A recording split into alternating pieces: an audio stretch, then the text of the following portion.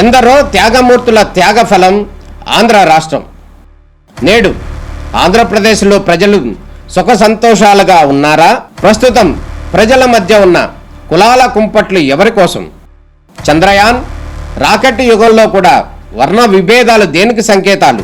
రాజకీయ పార్టీల నేతలు ఏం చెప్తున్నారు? నేటి కాలంలో ప్రపంచాన్ని శాసించే మన యువత మేధాశక్తి ఏం కోరుకుంటుంది? తెలుసుకోవాలంటే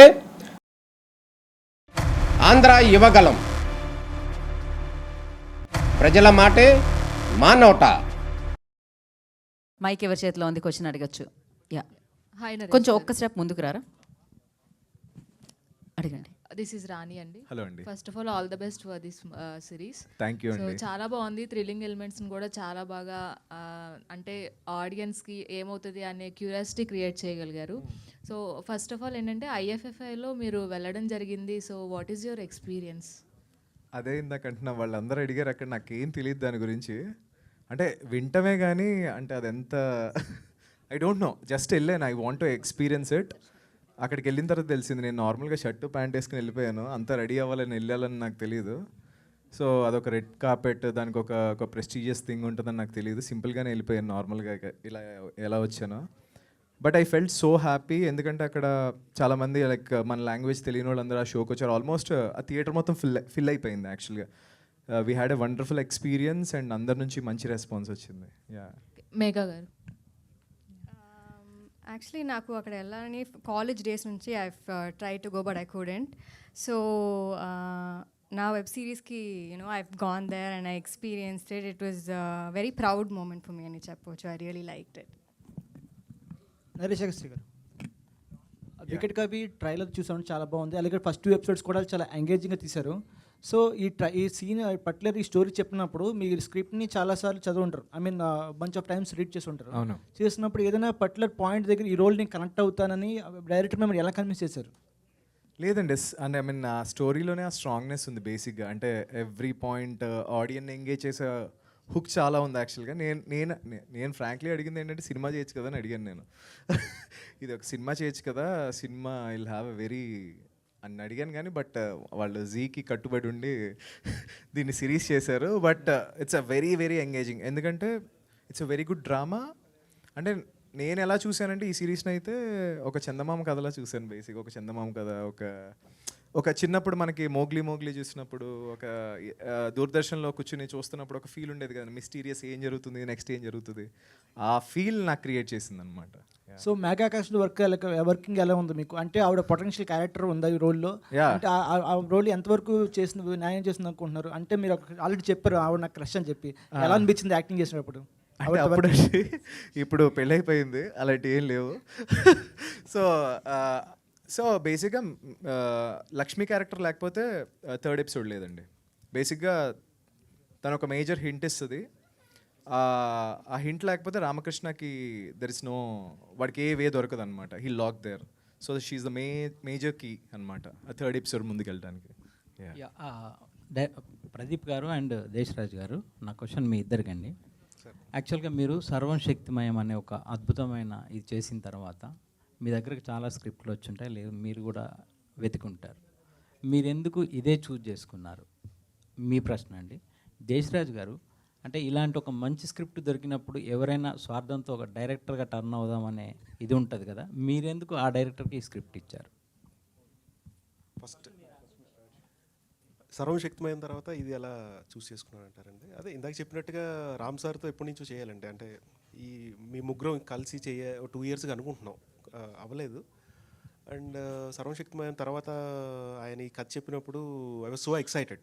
అంటే స్పాన్ చాలా పెద్దది, అంటే దీన్ని సినిమాగా తీస్తే ఎంతైనా పెట్టచ్చు. అంత అద్భుతమైన రైటింగు, ఆ పాత్రలు, లేకపోతే ఆ world building. So it's going to be challenge for director నాకు అర్థమైపోయింది. అంటే ఇది నేను కరెక్ట్గా డిసిప్లిన్డ్గా చేయగలిగితే I can do any other story also అని చెప్పి నేను ఫిక్స్ అయ్యా. సో అందుకు ఇమీడియట్గా చెప్పగానే యాక్సెప్ట్ చేశానండి. అలా ఏం లేదండి, ఇది కథ రాసుకున్నాక ఫస్ట్ జీకి చెప్పాను. Zee accepted as a web series. అప్పుడు ఏంటంటే ఇలాంటి కథ చాలా పెద్ద కథ, ఇది ఆల్మోస్ట్ 4 hours దాకా వస్తుంది content, and very periodical. So experienced ఉన్న వాళ్ళు అయితే it will take to next level. First debutante కంటే ఎంతైనా కొంచెం మనం చూసుకొని, సో ఆ డిస్కషన్లో జరుగుతున్నప్పుడు ప్రదీప్ గారు మాకు ఎప్పటి నుంచో తెలుసు, he's very good friend of me. And Sarvam Shakthimayam చూసాక ఒక మైథలాజికల్ పాయింట్ని, ఆ ఎమోషన్ని ఆయన చాలా బాగా తీసుకెళ్తారు. So I felt he will take it forward. అక్కడి నుంచి వీ ట్రావెల్ టుగెదర్. అంటే మిమ్మల్ని డైరెక్టర్గా చూడొచ్చా ఫ్యూచర్లో, ఈ రైటర్గానే కంటిన్యూ అవుతారు? అదంటే అది రామ్ తల్లూరి గారి చేతిలో ఉండండి, మరి ప్రొడ్యూసర్ గారు. సో జనరలీ ఇట్స్ చెప్పలేమండి, ఒక రాసుకునే కథ మనల్ని డైరెక్టర్ అని చేయొచ్చు, రైటర్ అని చేయొచ్చు. We have to go with the path. Naresh గారు, దిస్ ఇస్ విజయ్ అండి. హలో అండి. సార్, టూ సిరీస్ చూసాము, చాలా బాగుంది. అంటే క్యూరియాసిటీ అయితే పెంచారు. థర్డ్ సిరీస్లో అంటే ఏమవుతుంది అని చూడాలని ఇంట్రెస్టింగ్ అయితే పెంచినారు. డైరెక్టర్ గారు మీకు చెప్పినప్పుడు అంటే మీరు ఎలా ఫీల్ అయ్యారు, అండ్ మీ పాత్ర కోసం మీరు ఎలా ప్రిపేర్ అయ్యారండి? సో బేసిక్గా నాకు నరేషన్ చేసింది దేశ్ రాజ్ అండి. దాని తర్వాత క్యారెక్టర్ ఎలా ఉండాలి ఏంటన్నది ప్రిపేర్ అయ్యింది ప్రదీప్తో అయ్యాను అనమాట. బేసిక్గా మేము ఫస్ట్ ఏమనుకున్నాం, ఒక డిటెక్టివ్ బాగా విటీ కామెడీ కొంచెం పుష్ చేద్దామా అని అనుకుని స్టోరీలో డీప్గా వెళ్ళే కొద్దీ there is a lot of mother emotions ఉన్నాయి, నేను ఓవర్ వెళ్ళకూడదు, there is a little construction అనమాట క్యారెక్టర్కి. సో ఒక సబ్టిల్ ఉండాలి, జోక్ చేసినా అది జోక్ వేసినట్టు ఉండకూడదు అనమాట ఆ క్యారెక్టర్. సో అలాంటి కొన్ని జాగ్రత్తలు తీసుకుని, అండ్ నాకు తెలంగాణ రాదనమాట బేసిక్గా. I took care. నేను దేశరాజ్ని అడిగి ప్రతిరోజు సెట్లో ఉన్నప్పుడు ఏ వర్డ్ ఇట్లా స్పీకింగ్ ఓకేనా, ఒకవేళ ఏమైనా చిన్న తప్పు అయినా డబ్బింగ్లో కరెక్షన్ చేసుకోవచ్చు, ఇలాంటివి యాక్చువల్గా జాగ్రత్తగా అండ్ ఐ ట్రై టు చాలా ఎక్కువ కాదు తక్కువ కాదు, చాలా బ్యాలెన్స్డ్గా యాక్ట్ చేయడానికి ట్రై చేశాను. మరి అది ఆడియన్స్ చెప్పాలి. ఒక్క నిమిషం వెయిటింగ్ అండి థియేటర్ అయిన Z5లో అండి అలవాటు అయిపోతుంటుంది movies in theatre definitely. Your question to ఎవరికండి? ప్రదీప్ గారు. Okay, Megha getting late actually. 1 second అండి, ప్రదీప్ గారికి క్వశ్చన్ అడగబోయే ముందు తనకి ఫ్లైట్ ఉంది, సో అందుకని మనం మేఘాని పంపించేద్దాం. Thank you Megha, and wish you good luck. 28న wicket కవేలో చూద్దాం మనం మేఘా పర్ఫార్మెన్స్ని, డెఫినెట్లీ ఎంజాయ్ చేద్దాం. ఓకే, విల్ కంటిన్యూ అండి. ఓటీటీ సిరీస్ అనగానే మినిమం ఒక 5-6 లాంగ్వేజ్ రిలీజ్ చేస్తారు. మీరు ఓన్లీ తెలుగు తమిళ్లోనే ఎందుకు రిలీజ్, ఇంకా ఎక్స్ట్రా లాంగ్వేజ్ ఎందుకు యాడ్ చేయలేదు? ఈయన అడగాలండి, అది వాళ్ళ కాల్ అది.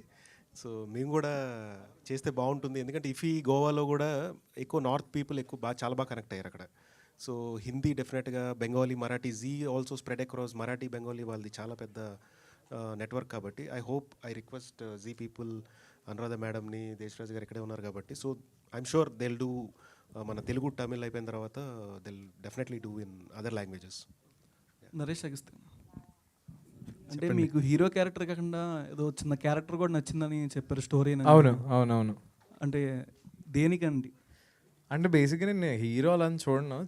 నీకు లాస్ట్ టైం చెప్పినట్టున్నాను, నేను అంటే ఫిలింలో 2 రోల్స్ చూస్ చేసుకుంటా. అంటే అది నా ఇది, ఒకటి ప్రాబ్లం అన్న క్రియేట్ చేయాలి, ఒకటి ప్రాబ్లం అన్న సాల్వ్ చేయాలి. ఈ 2 రోల్ తప్ప నేను ఏం చేయను. ఇంకా డిటెక్టివ్కి సైకాలజిస్ట్కి ఏమైనా రొమాన్స్ ఏమైనా ఎక్స్పెక్ట్ చేయొచ్చా? కళ్ళతో చేయొచ్చు, దూరం నుంచి చేయొచ్చు. అది మనసుకు మాత్రం తగులుతుంది అనమాట. So thank you. Last question. And producer గారు చూస్తే, ప్రొడ్యూసర్ డైరెక్టర్ వీళ్ళందరూ మీతో లవ్లో పడిపోతున్నారు, ఏంటిది అర్థం కావట్లేదు. అది వాళ్ళనే అడగాలండి మీరు. అదే ఇది అంటే మీలో ఏం చూసారు వాళ్ళు? ఐ డోంట్ నో, మేబీ పక్కనే ఉన్నారు కదా డైరెక్టర్ గారు, చెప్పండి ఆయనకి. మీరు కూడా 2 days ఆయనతో ట్రావెల్ చేయండి, మీకు అర్థం. ట్రెక్కింగ్కి వెళ్ళారా? ఏదండి? ట్రెక్కింగ్కి వెళ్ళారా ఆయనతో? నేను వెళ్ళలేదు, బట్ సెట్లో ఉన్న చాలు, ట్రెక్కింగ్ అక్కర్లే. You love him. సో మీరైతే స్క్రీన్ మీద ఆయన పర్ఫార్మెన్స్ని అయితే లవ్ చేస్తున్నారు కదా, పర్సనల్గా ట్రావెల్ చేస్తే ఆయన కూడా లవ్ చేస్తారనమాట. So thank you so much మీ క్వశ్చన్స్కి. అండ్ 28 నవంబర్ Z5 అదే అనమాట అడ్డా, అక్కడే చూడొచ్చు వికట కవిని. అండ్ ఆ వరల్డ్లో ఎంటర్ అయిపోండి, దాన్ని అమేజింగ్గా సెలబ్రేట్ చేసుకోండి. And thank you so much, wish you good luck Vikatakavi team అందరికీ. Thank you. మీకు కూడా thank you. Thank you Naresh, thank you so much.